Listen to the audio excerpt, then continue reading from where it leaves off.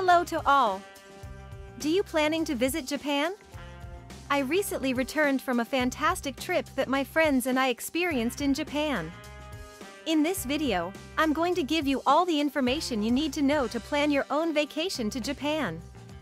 We visited there and came away with fantastic experiences and memories. If you enjoy what you see, be sure to subscribe. Let's go!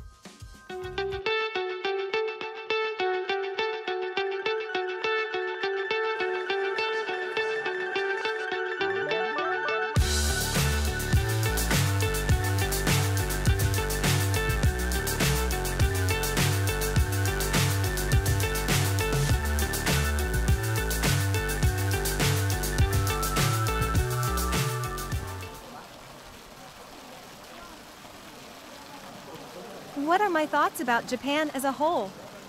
The expression shocking describes it up well. You will understand why everything in Japan feels like it belongs in an other world once you're there, since it is unlike any other place I have ever traveled. Everyone was so genuine and respectful.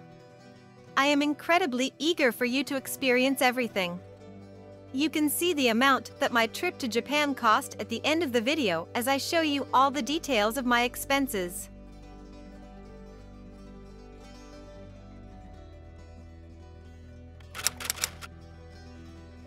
We got to Japan by taking a connecting flight. Let me explain the best way to find the cheapest flight. We took a flight from Istanbul to Seoul, then from Seoul to Osaka by plane, and from Osaka to Kyoto by train. We took the Shinkansen train from Kyoto to Tokyo.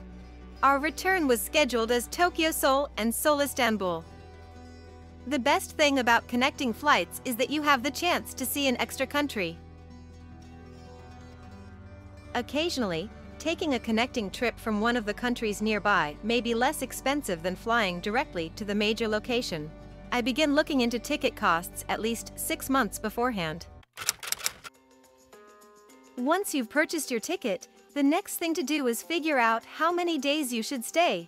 How long should you visit Japan? I advise 10 days.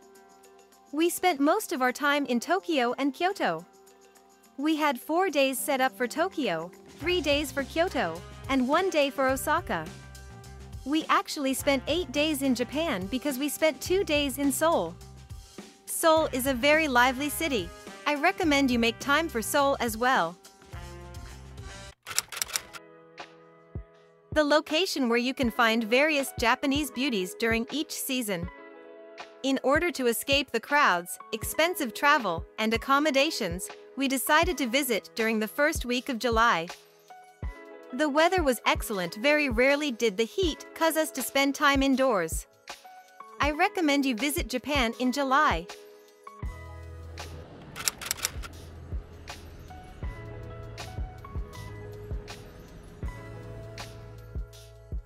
I highlight the locations I wish to visit on a map for each city I visit and try to make plans around where they are. And I recommend you to watch the videos I prepared for Tokyo, Kyoto, and Osaka. Sure that write down the plan in my notebook and try to follow this plan during the day. Since Japan is a really interesting country, it is extremely likely that you will veer from the schedule. The best thing is to give oneself over to Japan's rhythm. Well, you should unquestionably include Team Lab, Sensoji and Shibuya and Shinjuku surroundings on your travel plan in Tokyo. You shouldn't miss the Bamboo Garden, Fushimi Inari, and Sanazuka while visiting Kyoto. Where should you stay in Japan?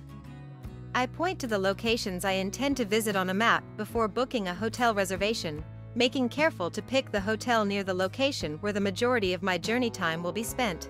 I selected the hotel area and made a reservation on Booking.com. You should definitely read hotel reviews in my humble view. In certain instances, even the most highly rated hotels can be disappointing. Taking this possibility into consideration.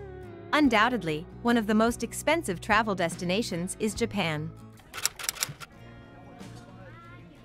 Google Maps will be your lifesaver in Japan, and I also recommend downloading Google Translate. This was also quite useful really on certain occasions. You can utilize Google Translate's capability, which lets you snap a picture of text and has it translated into your language so you can comprehend it, to read information that is only available in Japanese on a variety of restaurant menus, store signs, and museum information boards.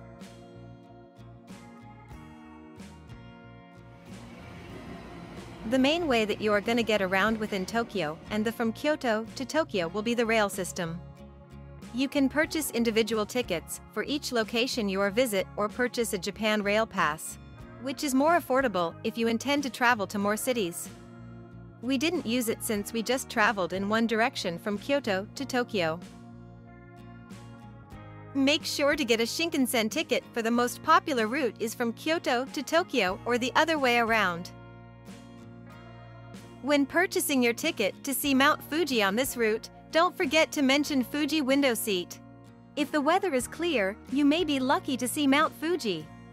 Cash is crucial in Japan for such a technologically advanced country. You can get the Suica card, which is essentially your Japan all-access card, with the cash, so be sure to have cash. If you still have money left over, they'll give you a refund for the unpaid balance at the airport. Another choice, in 10 years, you can use the card whenever you want with the money still on it. It could be best to keep the card if you intend to visit Japan more than once. Make sure the room is bigger than 19 square meters if you are traveling with someone, because hotel rooms in Japan might be quite small. It's a great detail that most hotels provide pajamas, and these pajamas are very comfortable. Ask for them at the front desk if you don't have them in your room. I've prepared an overview of my expenses. Nevertheless, personal purchases such makeup, electronics, and apparel with a Japanese theme are not included.